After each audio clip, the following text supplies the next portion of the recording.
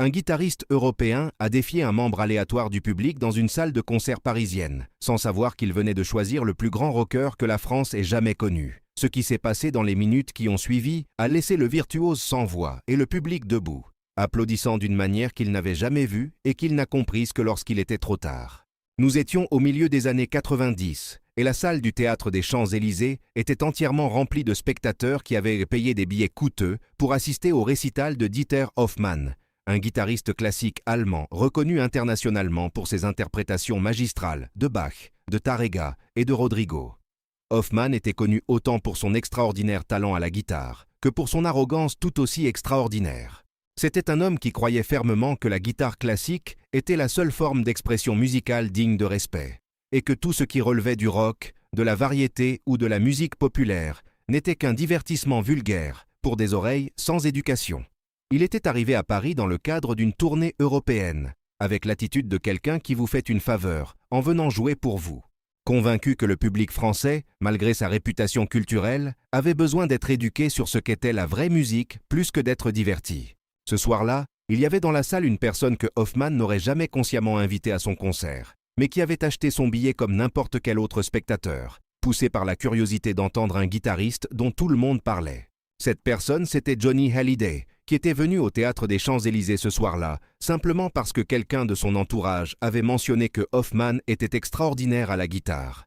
Et Johnny n'avait jamais cessé d'apprendre des autres musiciens, quel que soit leur genre musical. Il était assis au 15e rang, vêtu simplement d'un blouson de cuir noir et d'un jean, sans rien qui le distingue particulièrement du reste du public autour de lui dans la pénombre de la salle. Personne autour de lui ne l'avait encore remarqué, car la salle était encore en train de se remplir, et les lumières étaient suffisamment tamisées pour permettre aux gens de chercher leur place sans trop se regarder les uns les autres. Johnny observait la scène avec cette guitare classique posée sur son support au centre du plateau, entourée d'un éclairage élégant, et il ressentait l'attente sincère de quelqu'un qui est sur le point d'entendre quelque chose qui va le toucher musicalement. Il aimait la musique sous toutes ses formes, c'était quelque chose que peu de gens savaient de lui, cette capacité à apprécier un concerto de guitare classique, avec la même intensité qu'un concert de rock. Quand les personnes assises à proximité commencèrent à le reconnaître, leurs expressions changèrent, mais avec la discrétion naturelle d'un public de concert classique qui ne voulait pas briser l'atmosphère. Certains le saluèrent d'un sourire ou d'un geste silencieux, et Johnny répondit de la même manière, heureux de pouvoir profiter d'une soirée de musique sans le poids d'être le centre de l'attention. Dieter Hoffmann entra sur scène avec l'élégance étudiée de quelqu'un qui a passé des décennies à perfectionner son entrée. Et il reçut les applaudissements du public avec une posture qui transmettait plus de tolérance que de gratitude. C'était un homme d'environ 55 ans, grand et mince, avec des cheveux gris impeccablement coiffés en arrière, vêtu d'un costume noir sur mesure, avec une présence physique qui n'était pas imposante en soi, mais qui semblait plus grande que nature par la façon dont il se mouvait, comme si chaque espace qu'il occupait lui appartenait de droit.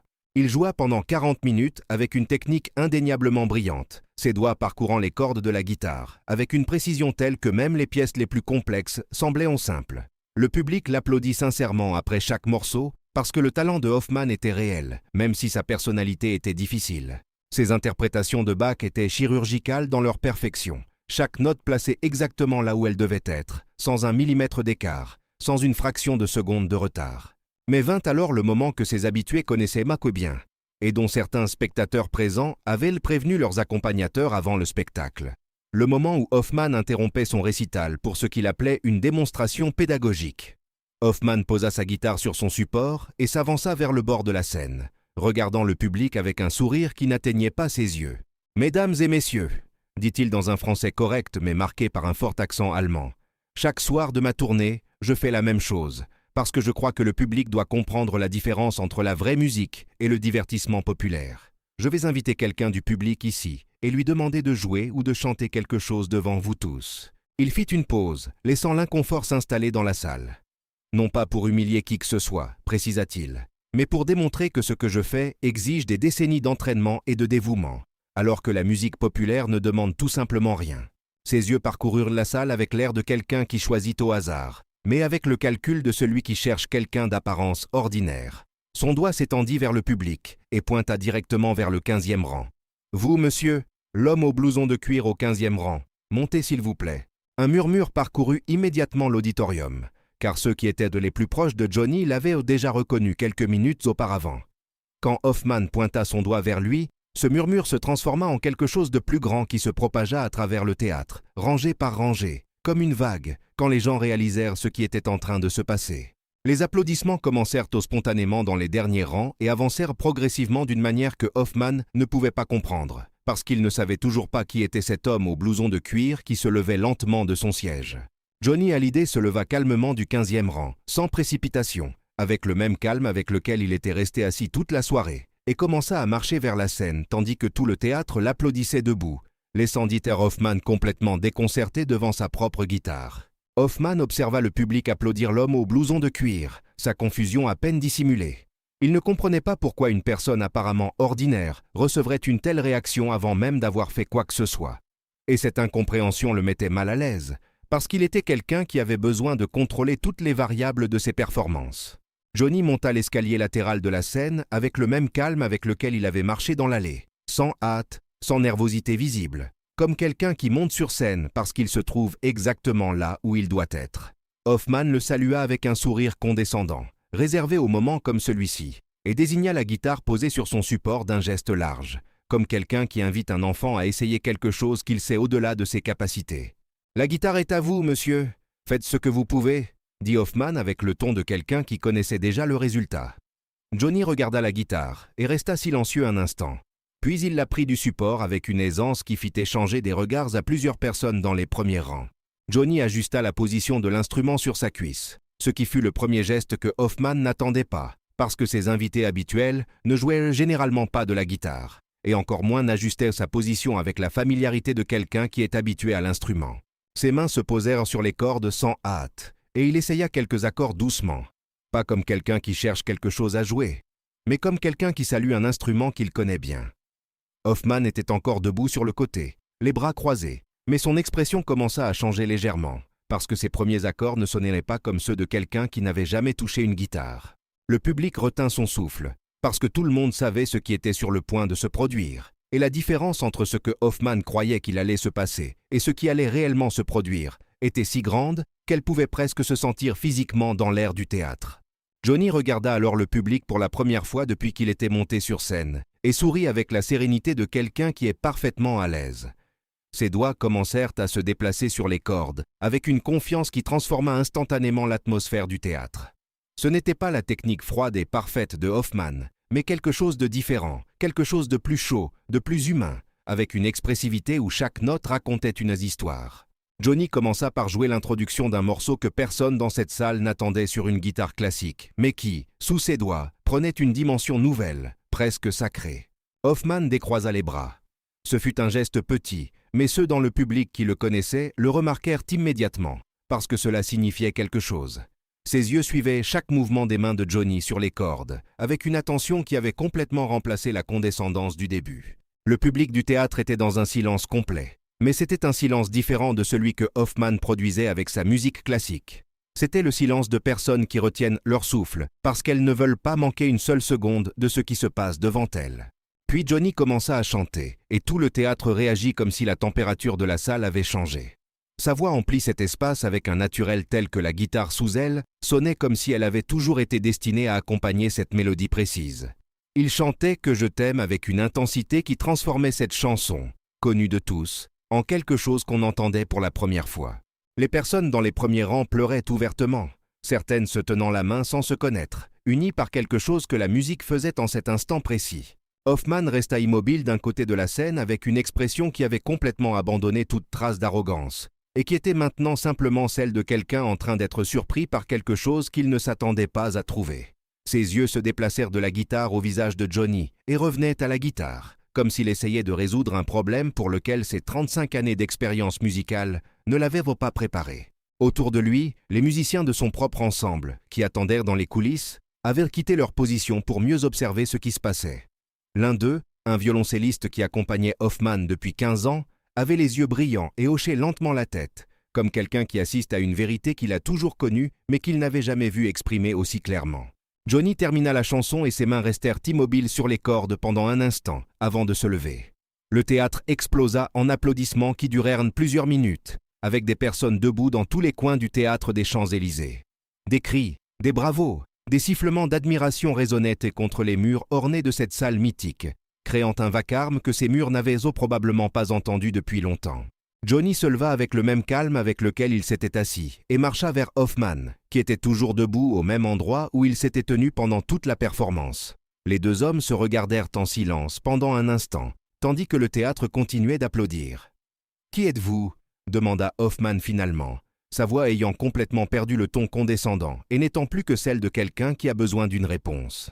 Avant que Johnny puisse répondre, quelqu'un dans les premiers rangs cria son nom avec une clarté qui résonna dans tout le théâtre et fit fermer les yeux à Hoffman pendant une seconde, comme s'il avait besoin d'un moment pour traiter ce qu'il venait d'entendre. « Johnny Hallyday » répéta Hoffman doucement, comme s'il testait le nom pour voir si cela changerait quelque chose à ce qu'il venait de voir.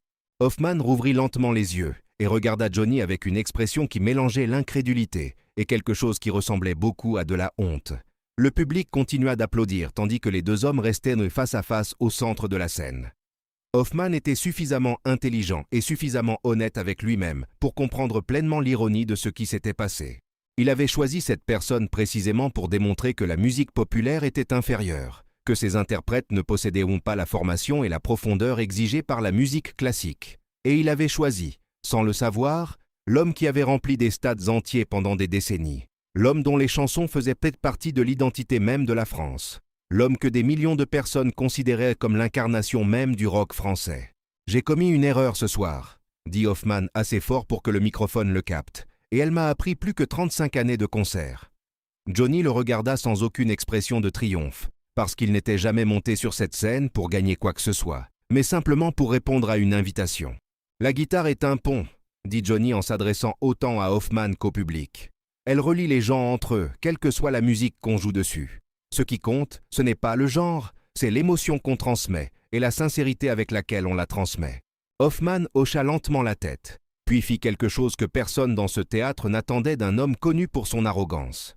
Il s'approcha de la guitare, la reprit délicatement de son support et la tendit à Johnny avec les deux mains, comme on offre quelque chose de précieux. « Me feriez-vous l'honneur de jouer encore un morceau ?» demanda-t-il avec une voix qui ne portait plus aucune trace du ton condescendant avec lequel la soirée avait commencé. Johnny prit la guitare et s'assit de nouveau. Il joua un deuxième morceau tandis que Hoffman restait à côté de lui, les bras le long du corps et les yeux fermés, comme quelqu'un qui reçoit quelque chose avec humilité. La salle tout entière était suspendue à chaque note, chaque silence, chaque respiration de cette performance inattendue. Quand Johnny termina le deuxième morceau et se leva pour quitter la scène, Hoffman l'arrêta en posant la main sur son épaule. « J'ai joué dans les plus grandes salles du monde », dit Hoffman en le regardant directement. « Et ce soir, j'ai appris que la grandeur ne réside pas dans les conservatoires ou dans les couloirs des concerts européens. La grandeur réside en ceux qui ont quelque chose de vrai à dire et qui savent comment le dire. » Johnny lui tendit la main et Hoffman la serra fermement, tandis que le public observait ce moment en silence. Puis Johnny descendit de la scène par l'escalier latéral et marcha calmement vers son siège au 15e rang, comme si rien d'extraordinaire ne s'était passé. Les personnes autour de lui le saluèrent avec des tapes dans le dos et des expressions de fierté sincère, tandis qu'il s'installait de nouveau dans son fauteuil, avec le même calme avec lequel il était resté assis toute la soirée. Hoffman termina son concert ce soir-là, mais quelque chose avait changé dans la façon dont il se présentait sur scène, quelque chose que le public remarqua sans pouvoir expliquer exactement ce qui était différent.